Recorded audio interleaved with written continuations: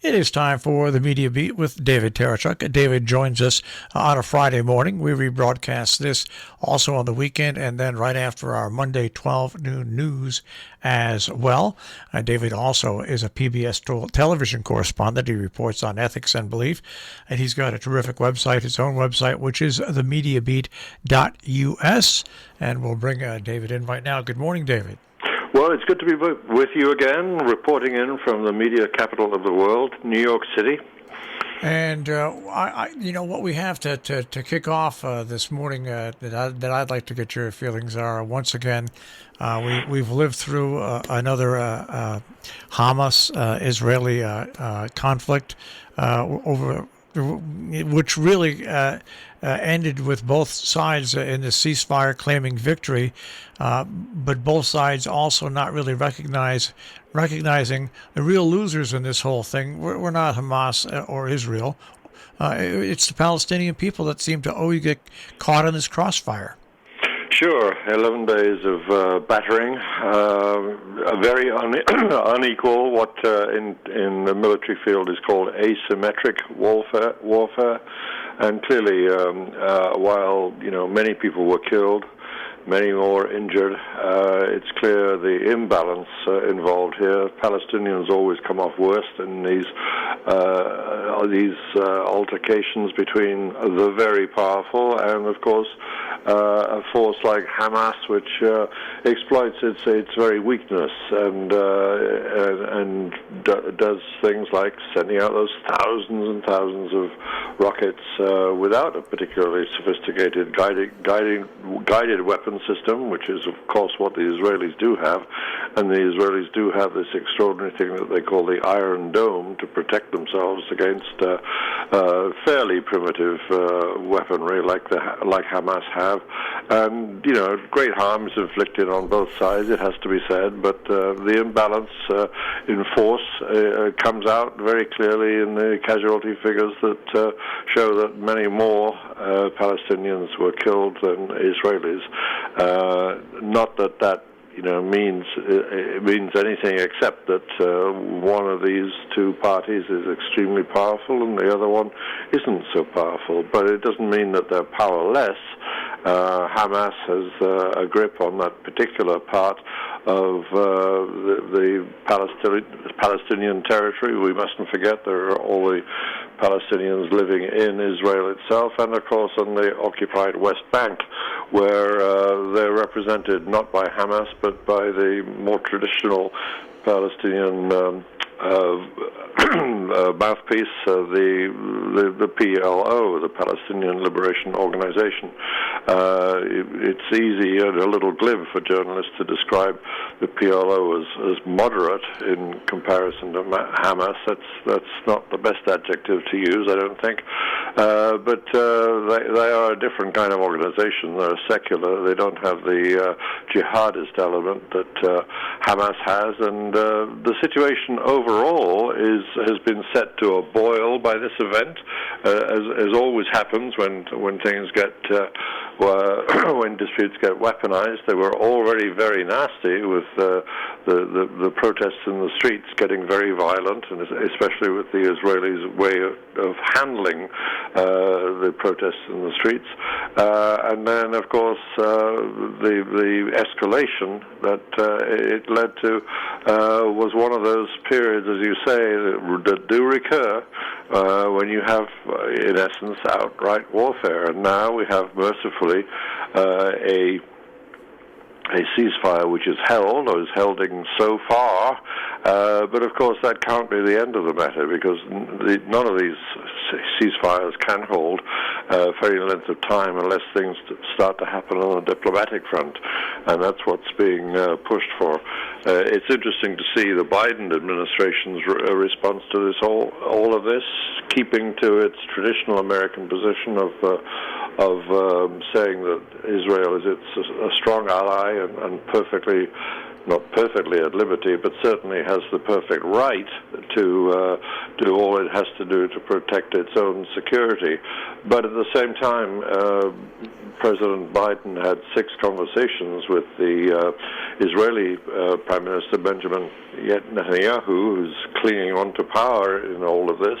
And evidently, from all the briefing that journalists have been given about these calls, the phone calls between the two leaders, Biden just increased the pressure over the 11 days and insisted more increasingly strongly towards yesterday that the military aggression into Gaza should be de-escalated, and a ceasefire should be implemented, and that's where we are now. But where it takes us is, of course, with the Middle East question still a very, very open affair. Is the diplomacy going to work or not? There's a lot of people working to ensure that it does, and we just need to keep a wary eye on it from now on. Yeah, it's one of the examples of the difference in foreign policy between the former president and this administration. Is there is, whether you agree with the policy or not, there is a formulation of a definite foreign policy. It's not shoot from the hip. That's right. It's considered, I think is a good word for the the current American administration's approach. Biden is being almost as painstaking about every decision he makes as his former boss, President Obama, was. It's annoying to many people when they'd like to see a firmer and faster response from him, but it's not what he gives. And a long phone call that he had with a New York Times columnist this last week, I think Biden laid out pretty clearly what his approach in general to governing is, which is to be very considered about it. And in this case, there was no shooting from the hip. There was no knee-jerk response that said Israel's in the right, although that was the backdrop to our position, because the American position, I should say, because that always has been the case, that the Israelis get something of a pass internationally. What is said in the White House is very different from what is said, for instance, in the United Nations General Assembly. The world at large takes a different view, but while the backdrop is that America and Israel are very close allies, the Biden approach is to say, well, yes, that's the case, but you've also got to behave in ways that can allow for a peaceful settlement to still be on the table at the end of however long this battering takes place. And it seemed to take 11 days for that to happen, an eternity, of course. It should never have been that long. No conflict should be set in place for any length of time, of course. It needs to be nipped in the bud as soon as possible. In this case, as soon as possible turn out to be those whole 11 days. But Biden's treading very carefully, and I think it's probably to the administration's credit that he is. Could still operate well outside Americans' control. America's position in the Middle East is weakened, in fact, by 4 years of Trump and the ever closer association with Israel. They can't. America is finding it very difficult to be seen as anything like an honest broker in the middle of this dispute. That's not what they are. But with Egypt's help, nonetheless, they were able to exert the kind of pressure which brought Netanyahu back from the brink and into the realm of, we hope, some kind of negotiating posture again. All right. Of course, this is the Media Beat with David Tereshchuk, and we normally have a fanfare, but we're going to do something a little different today, right, David? A different sound effect, I'm afraid, for a very different kind of story. All right, and what we'll do is we'll head to that sound effect right now and take it from there. Yeah, that's the sound of the trombone doing what I think is traditionally called the sad trombone sound, the wah-wah sound of many movies and many pieces of orchestral music too. I don't want to be glib about it, but it's to mark a journalistic event which is sad and bad. I think it's one of the most lamentable pieces of journalism which has been exposed to the world this week over the Atlantic in my old home country of Britain, and the journalistic organization which I think the world at large has good cause to have admired for many decades, a century or more now.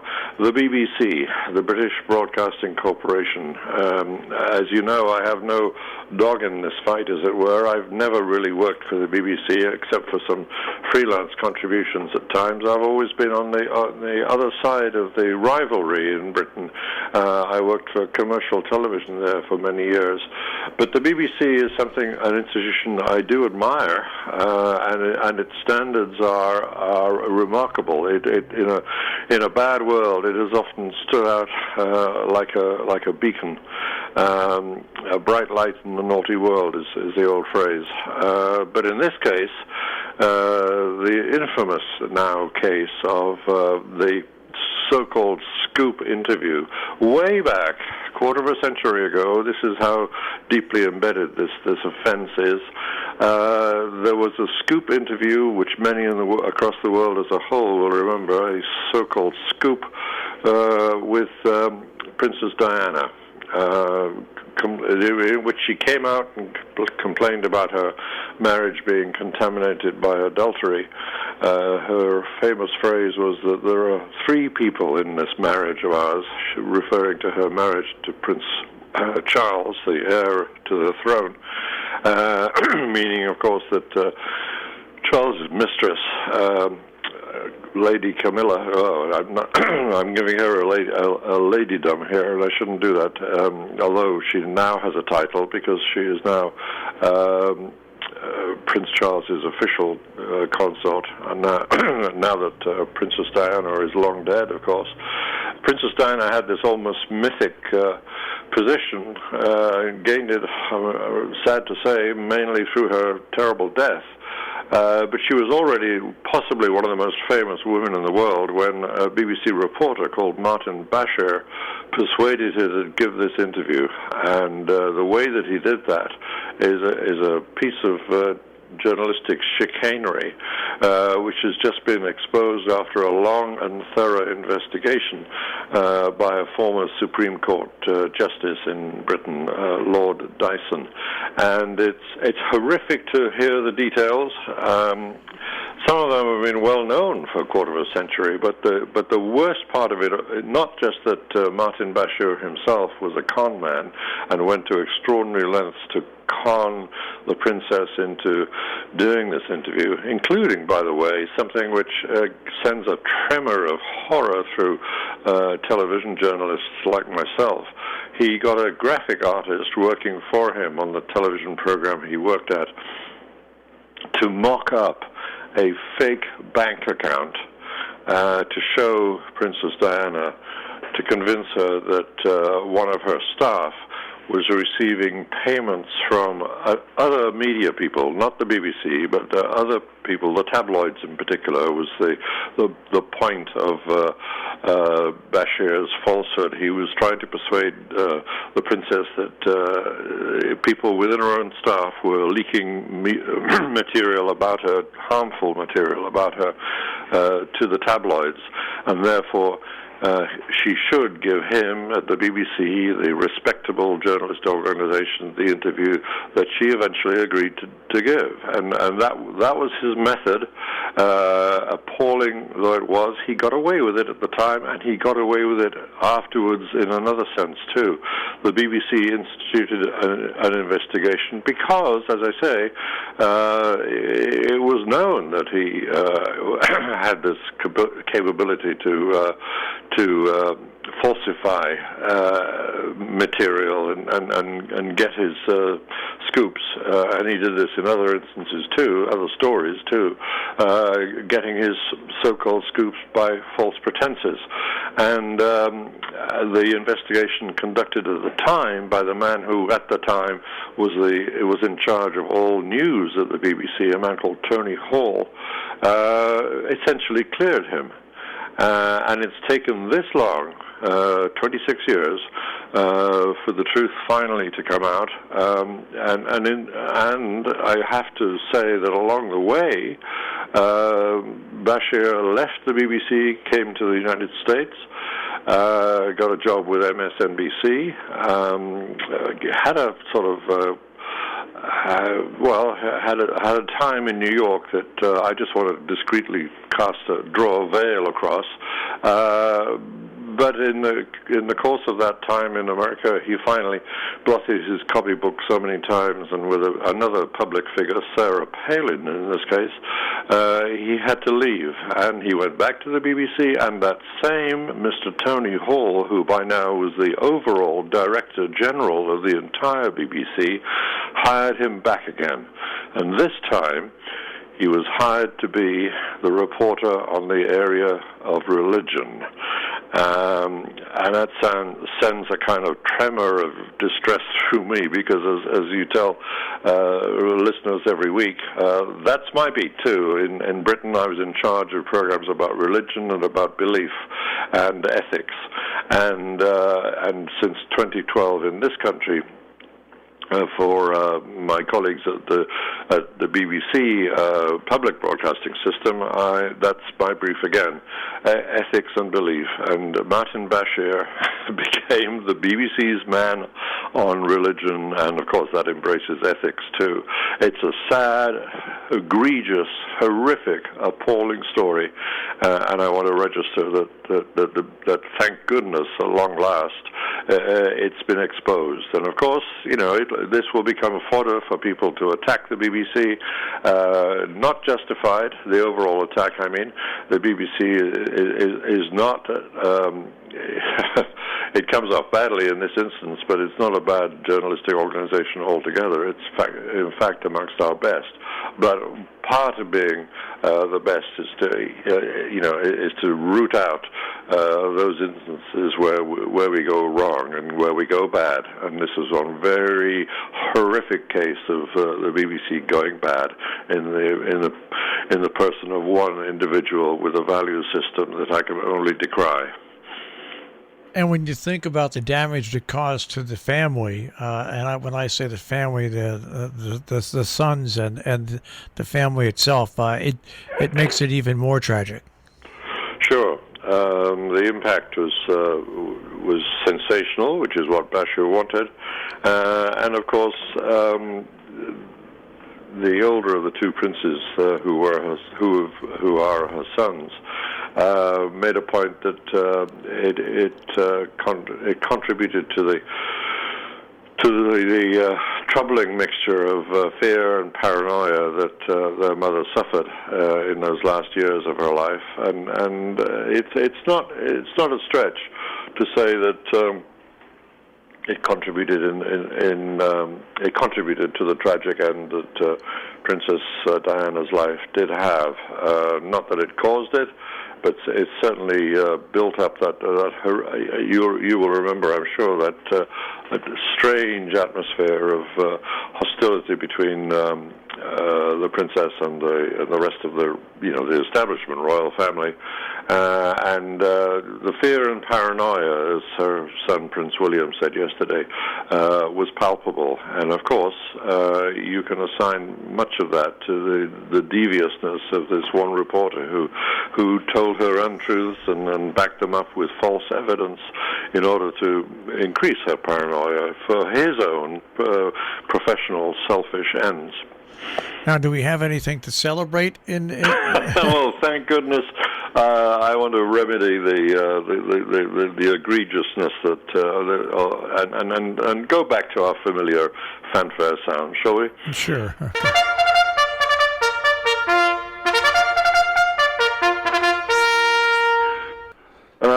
good news for journalism this week in that in one particular instance, I think it's worth singling out public broadcasters on this side of the water. The nearest equivalent we have in the United States to the BBC is the PBS network, of course, a public broadcasting system. And my colleagues there at Frontline program have done a sterling piece of work this week devoted to our hospital system. It's disturbing, it's saddening, but the journalism is excellent, and that's why I want to use the fanfare of excellence to honor it. It was this week's Frontline. Actually, it was a joint venture by PBS and NPR as well. So public broadcasting across the whole remit, both audio and video, deserves credit here. It was contrasting the fate of safety net hospitals, the public hospitals that are set up as a public service and are funded publicly to do that, contrasting them with the fate of for-profit hospitals during this terrible year for the health industry of COVID. The fact that safety net hospitals are now almost at the point of destruction. They've been tested to destruction almost by the stresses and strains of dealing with COVID, while at the same time, while they are struggling to survive, at the same time, for-profit hospitals have done just what their name suggests. They have profited. It's an extraordinary thing, but one of the biggest for-profit hospital groups in the country has, and this is not untypical, experienced a profit increase over the COVID year of 38%. It's quite extraordinary.